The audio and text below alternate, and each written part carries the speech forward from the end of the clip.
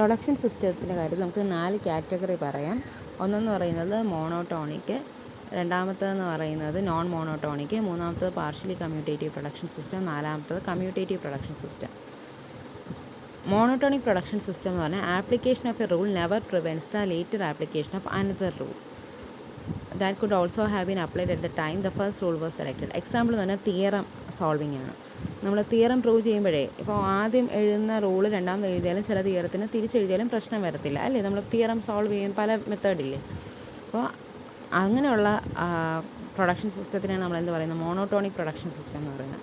ഇനി non monotonic production system എന്ന് പറഞ്ഞാൽ എന്താണ്, ഒരു റൂള് അപ്ലൈ ചെയ്യാൻ ഒരു ഓർഡറുണ്ട്, അതല്ലാതെ അപ്ലൈ ചെയ്ത് എന്ത് പറ്റും, അതിന് ഉത്തരം കിട്ടത്തില്ല, അങ്ങനെയുള്ള അല്ലെങ്കിൽ അത് അവർക്ക് നടക്കത്തില്ല. അതിനാണ് നോൺ മോണോടോണിക് പ്രൊഡക്ഷൻ സിസ്റ്റം. ഉദാഹരണത്തിന് റോബോട്ട് നാവിഗേഷൻ. നമ്മൾ പറയണം റോബോട്ടിൻ്റെ അടുത്ത് ഒരു മേശപ്പുറത്ത് ഒരു ഫ്ലവർ കേസ് ഇരിപ്പുണ്ട്, ഒരു മേശ, ആ മേശയെ നമ്മൾ ഒരു റൂമിൽ നിന്ന് വേറൊരു റൂമിലേക്ക് മാറ്റുക. അപ്പോൾ നമ്മൾ ആദ്യം എന്ത് ഇൻസ്ട്രക്ഷൻ കൊടുക്കണം, ഫ്ലവർ കേസ് എടുത്ത് താഴെ വെക്കണം.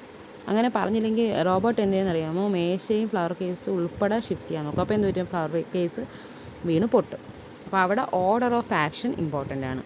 പൂവെടുത്ത് താഴെ വച്ചിട്ടേ അല്ലെങ്കിൽ മേശ പുറത്ത് കൊണ്ടേ പൂ വയ്ക്കാവൂ എന്ന് പറയണം. അല്ലെങ്കിൽ എന്ത് ചെയ്യും, ആ താഴെ ഇട്ടാൽ എന്ത് പറ്റും, ആ സാധനം പൊട്ടിപ്പോവും.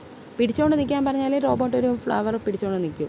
പിടിച്ചുകൊണ്ട് പ്രത്യേകിച്ച് ഇൻസ്ട്രക്ഷൻ ഒന്നും കൊടുത്തില്ലെങ്കിൽ എന്ത് ചെയ്യും, റോബോട്ട് ആ മേശ ഉൾപ്പെടെ മേശ ഷിഫ്റ്റ് ചെയ്യും, ഫ്ലവർ കേസ് അപ്പോൾ എന്ത് പറ്റും, സ്വാഭാവികമായിട്ട് വീണുടയും. ഇനി അടുത്തതെന്ന് പറഞ്ഞാൽ എന്താണ്, പാർഷ്യലി കമ്മ്യൂട്ടേറ്റീവ് പ്രൊഡക്ഷൻ സിസ്റ്റം. അതിൻ്റെ പ്രത്യേകത തന്നെ ഇപ്പോൾ application of a particular sequence of rules transforms X into state Y, then any permutation of those rules that is allowable also transforms X into state Y. അപ്പം ഇതെന്ന് പറഞ്ഞാൽ നമ്മൾ പറയുന്നത് partially commutative ആയിരിക്കണമെങ്കിൽ എന്തായിരിക്കണം, എക്സിന്ന് വൈ വരെ കുറേ റൂൾസ് നമ്മൾ follow ചെയ്തെങ്കിൽ അതിൻ്റെ ഏത് പെർമ്യൂട്ടേഷനും അലവബിൾ ആയിരിക്കണം.